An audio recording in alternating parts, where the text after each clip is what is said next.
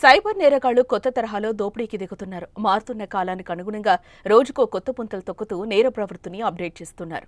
తాజాగా పెట్రోల్ బంకుల్లో పనిచేస్తున్న అమాయక సిబ్బంది ఉద్యోగులను టార్గెట్గా స్వైపింగ్ మిషన్ల ఆప్షన్లను ఆసరాగా చేసుకుని సైబర్ నేరగాళ్లు దోపిడీకి పాల్పడుతున్న ఘటన ఉమ్మడి నల్గొండ జిల్లాలో చోటు చేసుకుంది. నల్గొండ జిల్లా వ్యాప్తంగా పలు పెట్రోల్ బంకుల్లో పనిచేస్తున్న అమాయక సిబ్బందిని లక్ష్యంగా చేసుకుని నేరాలకు పాల్పడుతున్న 5గురు ముఠా సభ్యులను మిర్యాలగూడ పోలీసులు అదుపులోకి తీసుకున్నారు. వారి వద్ద నుంచి ₹1,80,000 స్వాధీనం చేసుకున్నట్లుగా డీఎస్పీ రాజశేఖర్ తెలిపారు.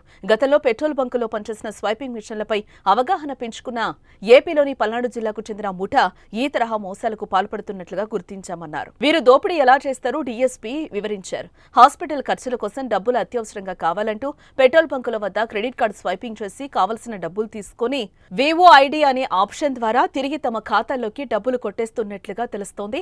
సూర్యాపేట, మిర్యాలగూడ, నల్గొండ ప్రాంతాల్లోని పలు పెట్రోల్ బంకుల్లో ఈ తరహా సైబర్ నేరాలకు పాల్పడుతున్నట్లుగా చెప్పారు. ఇటువంటి నేరగాళ్ల పట్ల ప్రజలు అప్రమత్తంగా ఉండాలని ఆయన సూచించారు. వీళ్ళు జనరల్ గా పెట్రోల్ బంక్ కి వెళ్ళి వీళ్ళ దగ్గర ఉన్నటువంటి కార్డ్ ఇచ్చి స్వైప్ చేస్తాం అమౌంట్, మాకు కొంత హార్డ్ క్యాష్ కావాలని అక్కడ పెట్రోల్ ఆపరేట్ చేసే పంప్ ఆపరేట్ చేసే బాయ్స్ తోటి మాట్లాడతారు. వాళ్ళకి 2% 3% వాళ్ళకి కమిషన్ అని చెప్పి వీళ్ళు కార్డ్ స్వైప్ చేస్తారు.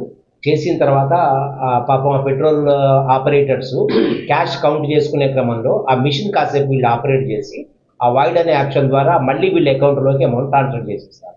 జనరల్గా వాళ్ళకి ఏంటంటే ట్రాన్సాక్షన్ సక్సెస్ఫుల్ అని వస్తే ఆ బంక్ వాళ్ళు అమౌంట్ వీళ్ళ దాంట్లోకి వచ్చిందని అనుకుంటారు. ఆ తర్వాత ఈవినింగ్ జనరల్గా అకౌంట్స్ చూసుకున్నప్పుడు ఆ అమౌంట్ మిస్ అవుతుంది. చాలా మంది దీంట్లో రిపోర్ట్ చేయలేదు. ఆ బంక్ ఓనర్స్ ఓపెన్ చేస్తారని కొంతమంది రిపోర్ట్ కూడా చేయలేదు. ఇట్లా మాకు రిపోర్ట్ అయిన కేసులు 7. దీనికి సంబంధించి వేములపల్లి పోలీసులు గతంలో ఒక కేసు రిజిస్టర్ కావటం వల్ల దాని మీద ఇన్వెస్టిగేషన్ చేసే క్రమంలో వీళ్ళని అరెస్ట్ చేయడం జరిగింది.